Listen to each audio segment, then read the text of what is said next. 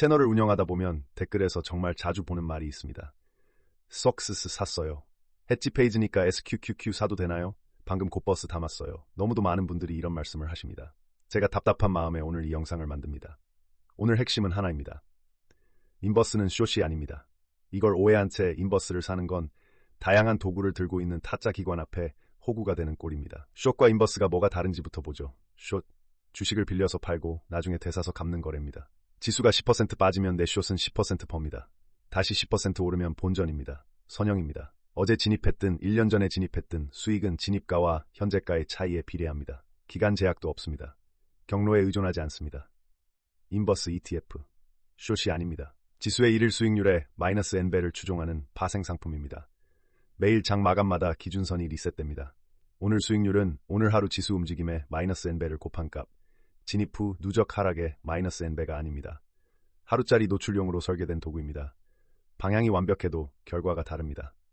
2022년 반도체 지수는 연간 마이너스 36% 빠졌습니다. 같은 기간 진짜 마이너스 3배 숏을 깔아놨다면 플러스 108%에 근접했을 겁니다.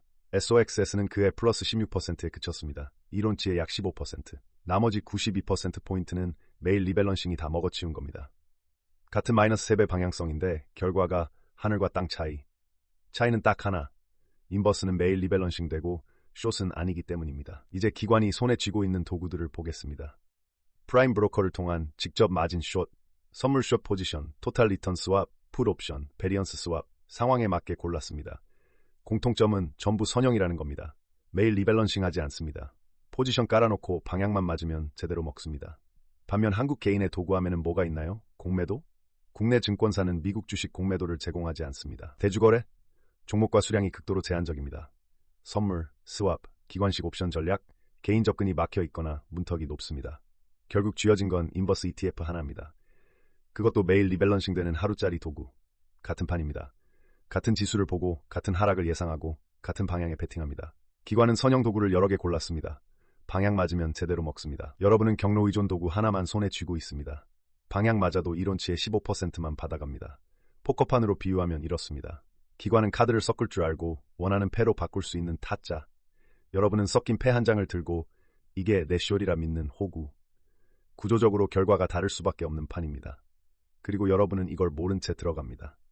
나는 지금 숏 치는 거야 라고 생각하면서요. 숏이 아닙니다. 1일 리밸런싱 파생 상품입니다. 이름이 인버스라서 같은 걸로 보일 뿐 상품 구조가 완전히 다릅니다. 그럼 이 상품은 언제 쓰느냐? 딱 하나입니다. 하루짜리 이벤트 트레이딩, 실적 발표, FOMC, 고용지표 같은 단일 이벤트에 강한 확신이 섰을 때 이벤트 결과 나오면 장 마감 전에 정리. 하루는 리밸런싱이 한 번만 일어나니까요. 이게 이 상품에 설계된 유일한 용도입니다. 단기 이벤트 트레이딩 도구이지 장기 하락 베팅 수단이 아닙니다. 며칠 이상 하락이 예상된다면 답은 인버스가 아닙니다. 들고 있던 포지션 비중을 줄이고 현금으로 비켜서세요.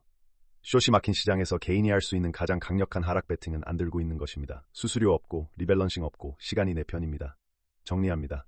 코덱스, 인버스, 곧버스, SQQQ, SOXS, TSLS, MVDD 전부 숏이 아닙니다. 매일 리밸런싱 되는 하루짜리 파생 상품입니다.